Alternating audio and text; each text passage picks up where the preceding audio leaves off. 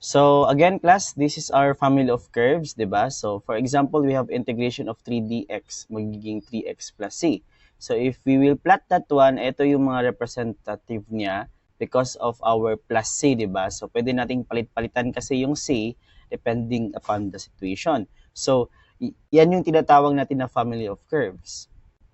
So each are straight lines of region 3. A particular curve of a family may be determined when a point on the curve is specified. So therefore, malalaman mo lang po yung graph itself if i-specify po natin yung ating point of concern.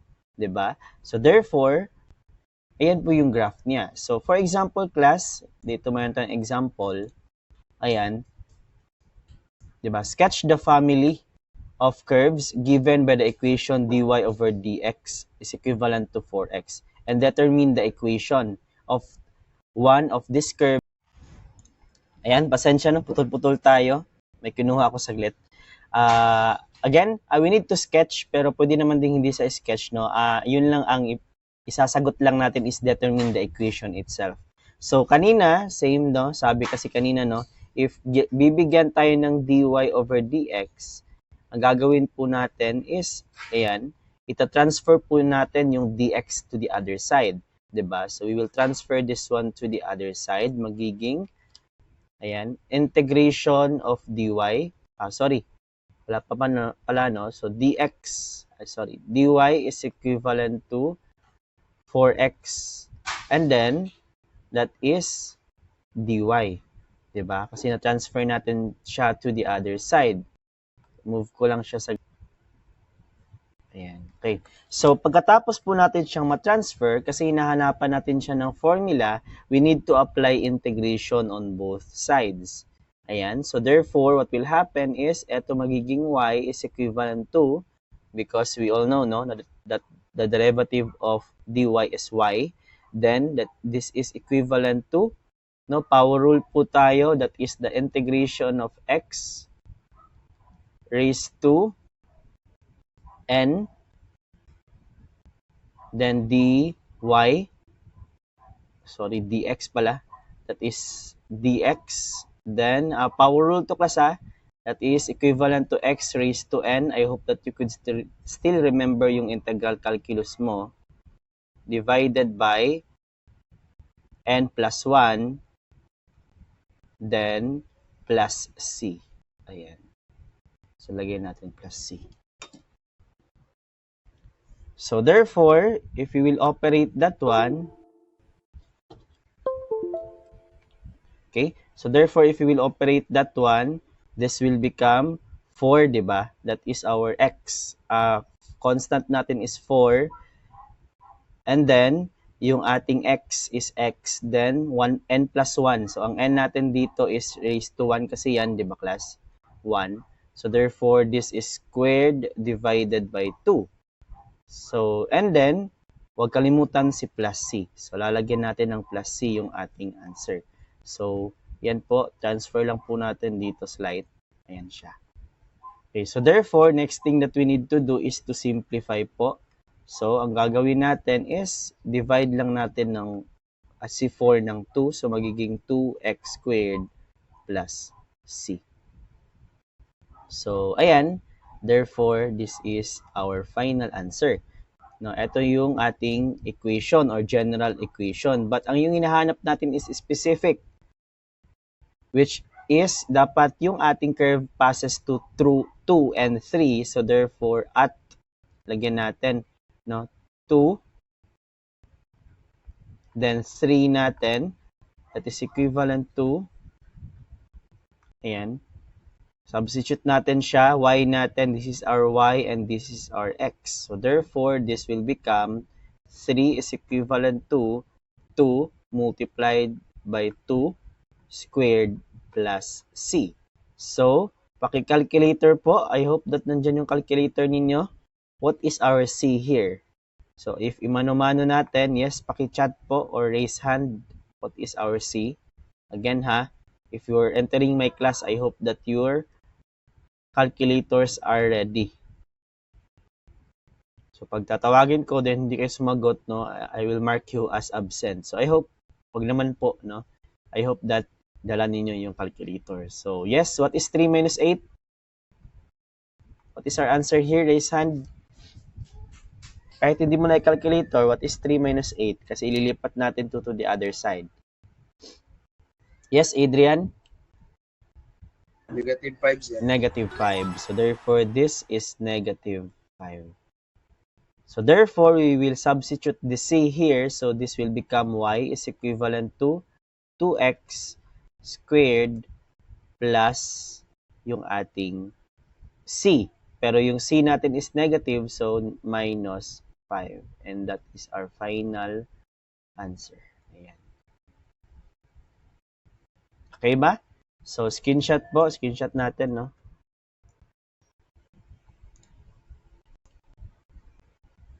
Ayan. Screenshot.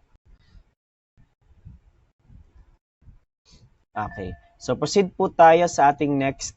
Ayan po yung explanation coming from the book. No? So, yan yung ibibigay ko sa inyo na copy. Okay. So, proceed po tayo sa ating next slide. So, next one is ito. Ayan siya. Okay. So, ito yung pag-sketch sa kanya. Again, we don't need to sketch ha sa ating subject na to. Ang kailangan na natin kunin is yung specific na mga formula. So, dito tayo differential equations. So, a differential equation is one that contains differential coefficients. Diba? So, that is dy over dx is equivalent to 7x or eto, d squared y over dx squared. Para basta may mga dd, no? Mga dy, dx. Yan yung tinatawag natin na differential equation.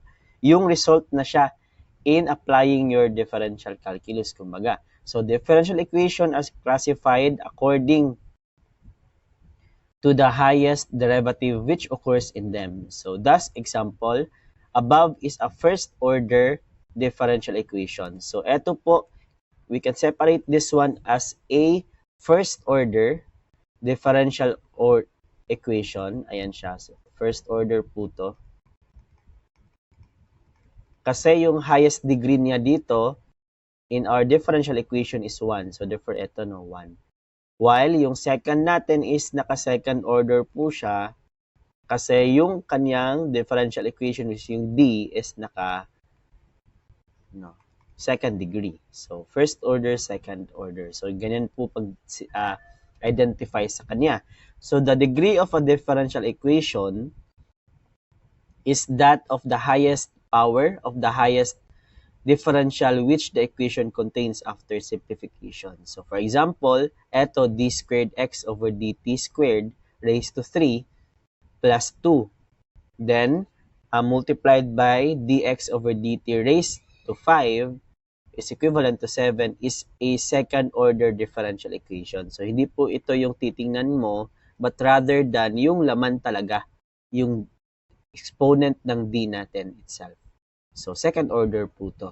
Second order.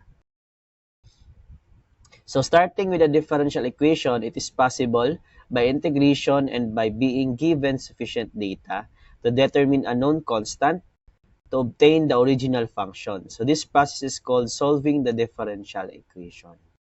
So, a solution to a differential equation which contains one or more arbitrary constant of integration is called the general solution. So, parang ibabalik natin sa dati, di ba? Same kanina. Ita-transfer natin to the other side, then apply integral calculus. So, that is a process called as differential equation itself. Okay? So, proceed po tayo sa next slide. Ayan. So, when additional information is given, so that constants may be calculated in particular solution. So, therefore, if given po yung value ng x and value ng y, we can solve our c, then we can substitute our c to our general formula. And that general formula is magiging particular solution kasi may value na si c. Kagaya ng ginawa natin kanina. So, given the boundary condition, x is equivalent to 1 and y is equivalent to 2, so produces the particular solution. So, nabibigay niyo yung particular solution natin. So, equations which can be written in the form dy over dx is equivalent to f of x and dy over dx is equivalent to f of y. and dy over dx is equivalent to f of x and f of y can also be solved by integration. So in each case, it is possible to separate the y's to one side of the equation, the x to the other side. So solving such equations is therefore known as solution by separation of variables. So yan po yung ating unang topic, si separation of variables. So we can use the method of separation of variables if kaya nating ma-separate si x at si y. Yan yung ibig sabihin dito. Okay, so try natin yung ating example na to. Try natin if we can. Okay. So, here we have our next example. So, for example, no, the solution of the equations of the form dy over dx is equivalent to f of x can be solved with this one. So, ang gagawin po natin, class, if ito yung given, function of x yung ating binigay, i-transfer mo lang po yung ating, no? So, ibibigay natin, no? So, ang gagawin lang po natin is to transfer yung ating dx sa kabila. Ang galag, wait lang. Ayan, transfer natin yung dx sa kabila. And then, apply integration on both sides. So, pag ipapakita natin yan, di ba? So, step by step talaga, dy over dx is equivalent to f of x. Yung kanina, diba? Transfer natin to the other side. The resulting is dy is equivalent to f of x then dx. And then we will apply integration on both sides. Magiging y is equivalent to the integration of f of x with respect to dx. So therefore, pag ganyan yung form, ganyan din yung ating pag-solve. Okay, so proceed tayo dito. Determine the general solution of this problem. So sabi po natin, if we can separate lahat ng y sa ating left side, then x sa right side, ikaw bahala, no, kung saan sa dalawa, as long as ma-separate mo siya, that is separation of variables, no. Pwede natin gamitin si separation of variables. So try natin if we can separate this one. Itong dx, ilagay natin sa other side. Si x din, transfer natin to the other side. So magiging dy is equivalent to 2. Ito muna ha, yung dx muna na yung ating ita-transfer. Okay? So, wait lang. Yung x muna, no? dx. Ayan. So, that is equivalent to 2, di ba? Then, minus 4x cubed. Then, this is all divided by ng ating hiwi, no? This is all divided by ating x.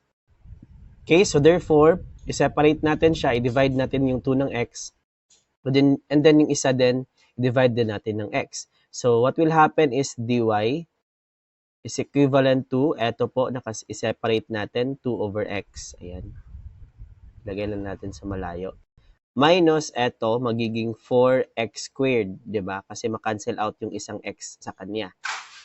Di ba? So, therefore, siguro, step by step na lang talaga natin. Ayan. So, wait lang. Ayan. 4x cubed over x. Then, etong dx is transfer natin to the other side, magiging dx. Ayan. So, therefore, we can apply integration and then apply yung mga formulas natin sa integral calculus, no? So, this is equivalent to, take note that this is 2 over x. So, therefore, magagamit natin yung integration of x raised to negative 1, di ba? dx. Diba? That is logarithm x plus c. Okay? So, therefore, constant natin is 2. Ilagay mo lang 2. Ito, i-simplify lang natin. Cancel out 2. Okay? So, 2 logarithm of x. Dito na part. Then, minus po tayo. Diba? Wait lang. Simplify na lang po natin. Wait lang ha. Tama naman din yan. Wait, kalag ako. Pilit-pilit, no? Ayan. So, ulitin natin. This is integration of 2 raised to x negative 1. Diba? Or kasi nilagay natin sa top. Or pwede din na 2 over x then dx. Then, eto, negative integration, no? Separate ko lang. 4x squared dx. Okay, so malapit na tayong matapos for this example. This one is magiging 2 logarithm of x, then minus, ito is integrate natin. We will be using power rule, di ba? So, isulat natin ulit si power rule. Saan natin siya ilagay? Nakasya siya. Dito siguro, no? Ayan. So, lagay natin dito yung power rule natin na formula. Integration of xn dx is equivalent to xn plus 1 over n plus over n plus 1 plus c. So, dito na part. So, therefore, 4, copy lang natin. X, then n natin is 2, plus 1 is 3.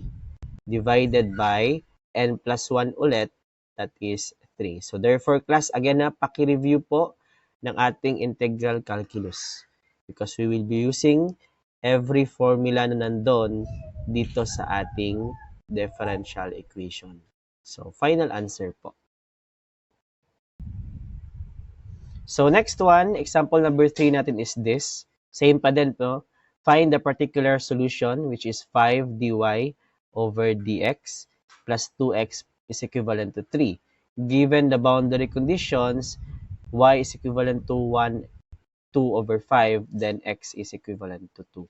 So, therefore, same po yung process na gagawin natin kanina. So, ito po yung ating equation, 5 dy over dx is equivalent to 2x minus 3. So, therefore, what we are going to do is to separate sila, class. So, ito is magiging dy. Then, this is, transfer natin to the other side, magiging 3 minus 2x. Diba? Then, ito, transfer din natin, divided by 5. Then, transfer natin si dx to the other side, then, is dx. So, therefore, lagyan natin ng open and close parenthesis, integrate na natin sila. Diba? So, yan po, magiging y is equivalent to, separate natin sila, integration of 3 divided by 5 minus 2x divided by 5, kulang ng dx, no? Ayan, dx, minus integration of 2x over 5 dx. Okay? So, therefore, dito po, ang magagamit lang natin na rule is yung power rule. And then, yung constant rule din. Alam natin sa integral calculus that if we integrate a constant x plus c, yung ating answer. And then, ulitin natin yung formula, which is yung power rule. Diba? So, paulit-ulit natin itong isusulat para ma-memorize ninyo. And x raised to n plus 1, then n plus 1 plus c. So, therefore, ito is a constant. Ang mangyayari sa kanya is magkakaroon lang siya ng x. But this one, maging 2 over 5, no? Copy lang natin si constant, di ba? Tapos, x raised to 1. So, 1 plus 1 is 2 over 2. So, that is plus c. General solution is equivalent to, ilagay ko lang saglit, class, sa taas para magkasya siya. So, therefore, ang general solution natin is simplify lang natin to, magiging 3 over 5. Then, x minus, eto cancel out and cancel out, magiging x squared over 5 plus c. Diba? So, that this is our general solution. So, therefore po, ang hinahanap kasi natin is our particular solution, which is y is equivalent to 1 and 2 over 5. And then, yung ating x is 2. Diba? So, therefore, substitute lang po natin siya dito sa ating general solution. Paki-calculator po, please. 1 and 2 over 5. Again na, paki-fraction siya. Yung mixed fraction yung pag-type ninyo. 3 over 5. I hope that anyone is using their calculator. Then shift solve mo lang. Ayan, squared over 5 plus c. Okay, so yes po, what is our c or constant? If you use your calculator, the answer for this one is 1. So may quiz pa naman tayo pagkatapos. So kailangan talaga ninyo ng calculator ha. Okay, so therefore, substitute natin y is equivalent to 3 over 5, then x minus x squared over 5 plus 1. So, sinubstitute lang po natin yung ating constant sa ating general solution. So, therefore, this is our final answer. Okay, so proceed po tayo. Ayan po yung solution niya. Ayan. So, eto, number 4 na po tayo. No? Second to the last. No? Kasi we have 5, ano lang dito. 5 examples for today. Sige.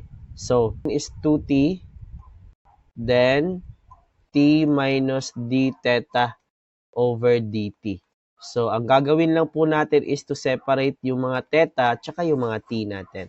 So, therefore, what will happen is we will transfer first yung 2t to the other side. So, magiging equals lang natin, no? So, magiging 5 over 2t. Diba? And then, pagkatapos po is i-transfer natin yung t to the other side. So, minus t. And then, ang gagawin natin, no, kasi ang remaining dito is d theta over dt, i-multiply natin both sides ng negative 1 para maging positive. No? So, I hope that marunong pa kayo ng differential or ng algebra because magagamit natin siya no, sa transfer natin ng ating equation. Okay? So, therefore, this one will become d theta divided by dt is equivalent to, mag-swap sila, no? This is negative 5 over 2t, then plus t. So, next thing is, i-transfer po natin si dt to the other side. Magiging d theta is equivalent to, open parenthesis, negative 5 over 2t plus t. Then, multiplied by dt. And then, apply natin ng integration both sides. 'Di ba? Kasi, hinahanap natin yung kaniyang equation itself. So, magiging theta is equivalent to, no? Ano mangyayari sa kanya? Simplify lang natin muna. This is integration of negative 5 over 2t dt. 'Di ba? Plus integration of t dt. So therefore, for this one, we will be using two equations. Yung first equation natin is logarithm, no? Yung x negative 1 dx is equivalent to logarithm x plus c, and yung power rule, x raised to n dx is equivalent to x n plus 1 over n plus 1 plus c. Okay, so therefore po, this will become theta is equivalent to ito, ang ating constant is negative 5 over 2. Then t natin, that is our x raised to 1, no? So therefore, logarithm of t. No? Kasi substitute lang natin siya. And then po, plus, eto tayo, focus tayo dito. So our x is t, then n plus 1, so 1 plus 1 is 2 over 2. So, plus C. Ayan. So, therefore, this is our general solution. So, next thing that we need to do, kasi yung hinahanap kasi natin is yung particular solution. Particular solution kasi meron tayong value ng theta tsaka ng t. So, therefore, theta natin is 2 and t natin is 1. So, we need to substitute para makuha natin si C. So, therefore, 2 is equivalent to negative 5. Paki-calculator. Logarithm of t natin is 1.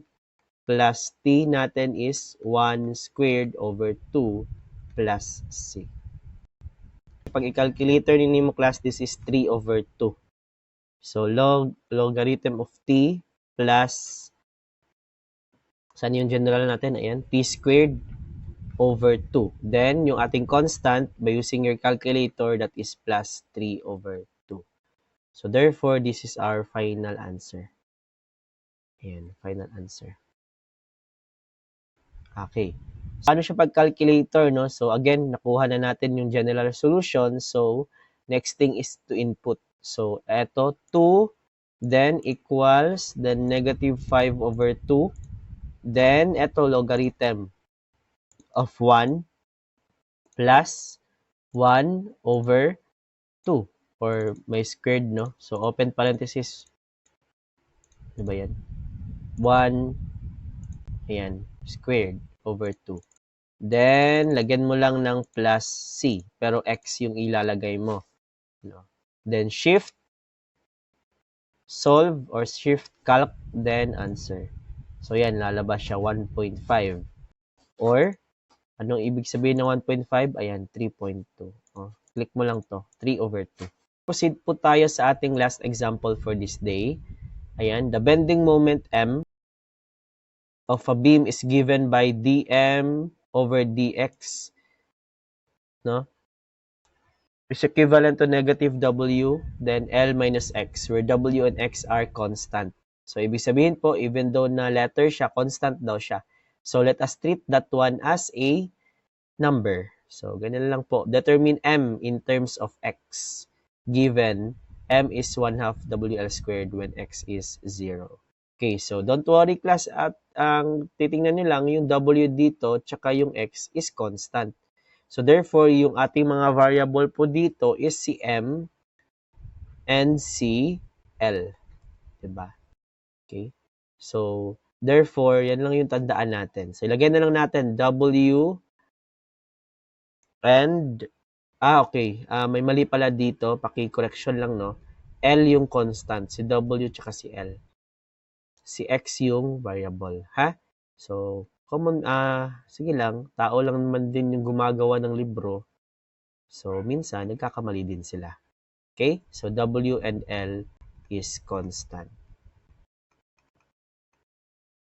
Ayan, constant sila. So, therefore, sulat muna natin na dm over dx is equivalent to negative W L minus x. So, first thing that we need to do is to separate yung lahat ng m tsaka lahat ng x. So, madali lang yan, no? Just ilagay mo lang to the other side, separated na siya. So, dm or integration of dm, again, di ba? So, wait lang. Hindi muna natin lagyan. So, dm is equivalent to negative w, no? Then, L minus x. Then, close parenthesis natin kasi i-transfer natin si dx. And then, we will apply integration on both sides. So, magiging m is equivalent to the integration of, so, separate natin na, ito ilagay natin dito, tsaka dito. Diba? Then, yung dx din, ilagay natin dyan and dito. Then, as same din sa integration. So, magiging negative WL dx. Ano ba yung L ko? May sanga. Ayan. Dx. Then, eto, negative times negative is positive. Wx dx. Then, integration. Okay, so therefore, proceed po tayo. Ano po yung magagamit natin dito? Constant rule and power rule. As we all know, the integration of a constant dx is constant x plus c. And alam din natin yung power rule natin, which is the integration of x raised to n dx is equivalent to xn plus 1 over n plus 1 plus c. So, substitute natin again na constant si w and l. So, therefore, dito po, constant siya para siyang number, no? 10, 7, basta kay constant, i-copy mo lang po. So, magiging negative WLX, di ba? Constant x plus c. Sa kabila po, WX dx, so therefore, meron tayong 1 dyan. W is constant, so copy mo lang. X, then N natin is 1. Ayan, di ba? N is 1. So, 1 plus 1 is 2. So, therefore, raised to 2. Divided by 2. Ayan. Then, therefore, that is plus C. So, therefore, this is our general solution. So, curious lang po ako, class. Raise hand ba if nandyan pa kayo? Baka wala nang nakikinig. Yes, how about the others? Ayan, kompleto pa pala, no? Kala ko wala na kayo, no? Okay. So, I hope that you're listening, ha, even though your cameras are turned off. Okay. So, therefore, proceed po tayo. Wait lang, move ko na lang siya sa taas banda. Ayan. Okay. So, proceed po tayo. Hindi naman yan yung final answer kasi binigyan tayo, no, ng value ng m tsaka ng x. So, ang value ng ating m is equivalent to 1/2 WL squared. And x po natin is 0. So, substitute po natin siya sa ating formula that will become 1/2 WL squared. Dito po ako nag-substitute is equivalent to negative WL. X natin is 0. 'Di ba? Then, dito ko lagay ha sa baba kasi hindi na siya kasya. Pero I think kasya to. Pagkasyahin na lang natin. Ayan. Ayan. Then, plus W, x natin is 0 squared over 2 plus C. So, we will use our calculator. Hindi pala pwede yung calculator dito, no? Kasi constant natin is letters. So, cancel out kasi 0. 'Di ba? Everything na i-multiply sa 0 is cancelled out. So, therefore, we can conclude that our constant is 1/2 WL squared. So, next thing that we need to do is to substitute this one to our general solution. So, therefore po, we can proceed that our M is equivalent to negative WL x plus WX squared over 2 plus C natin is 1/2, no? Substitute na natin WL squared. Ayan. So, lagyan natin ng line to indicate that that is our final answer. So, therefore, class, screenshot. Ayan. Then, DE5. Okay, so that is our topic for today. I hope that you have learned something, no?